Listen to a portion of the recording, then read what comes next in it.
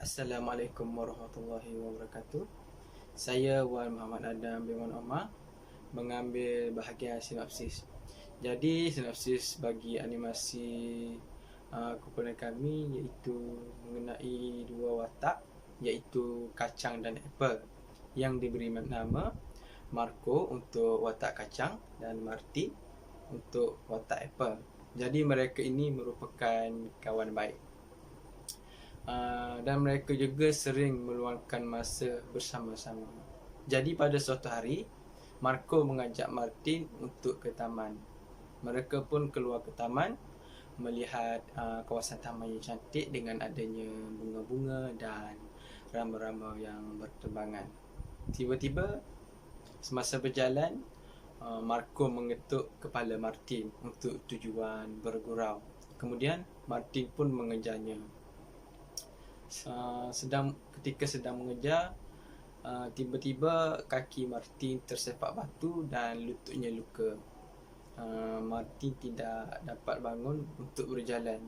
Kemudian Marco pun datang ke arahnya untuk membantu Martin berjalan. Kemudian Martin pun mampu untuk berjalan apabila ditolong oleh Marco. Martin merasa sangat gembira kerana mempunyai seorang rakan yang baik seperti Martin. Kemudian mereka pun pulang ke rumah. Sekian sahaja. Assalamualaikum warahmatullahi wabarakatuh. Nama saya Cik Muhammad Hazim Bicak Zahar, nombor matrik C19A0070. Rujukan yang kami buat berdasarkan tema yang kami pilih, berkaitan dengan persahabatan antara satu sama lain. Cerita animasi ini memberi maksud yang boleh difahami, iaitu dapat menyadarkan kita tentang pentingnya persahabatan dalam kalangan masyarakat yang tidak memandang fizik ataupun rupa bentuk. Sudah pasti dapat menjadi contoh kepada semua orang.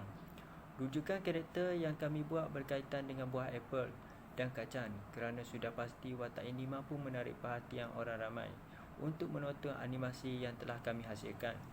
Seperti mana yang kita tahu, jalan cerita animasi ini sangat ringkas, namun ada terselit pengajaran ataupun nasihat kepada penonton. Karakter dalam cerita ini sangat menarik untuk ditonton dan dapat menghiburkan kanak-kanak maupun orang dewasa. Assalamualaikum warahmatullahi wabarakatuh. Nama saya Muhammad Kamarul Aidil bin Muhammad Zulkifli, nombor matrik C19A0317. Saya akan membentangkan karakter yang terdapat dalam animasi kami.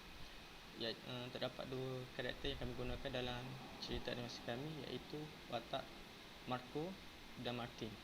Kumpulan kami memilih watak kacang yang dibawa oleh Marco ini kerana watak ini sudah pasti terkenal dalam kalangan semua masyarakat, tidak kira umur ataupun bahasa. Namun kami menghasilkan watak kacang ini dengan rekaan sendiri.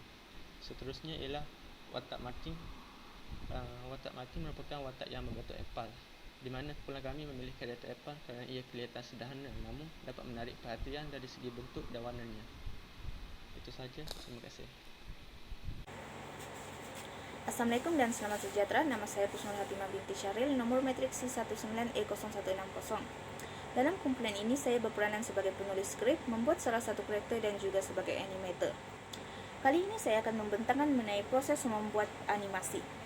Pada peringkat pertama, kami memulakan dengan membuat karakter pada Adobe Animate. Peringkat kedua ialah proses kami memasukkan background ke Adobe Animate. Proses ketiga ialah proses timing and spacing. Proses keempat ialah proses arch. Proses kelima ialah proses squash and stretch. Proses keenam ialah proses anticipation. Proses ketujuh ialah proses secondary action. Proses ke-8 ialah proses post-to-post. Proses ke-9 ialah proses staging. Proses ke-11 ialah mengkonbenkan keseluruhan babak.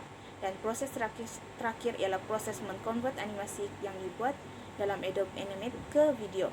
Itu saja daripada saya. Sekian, terima kasih.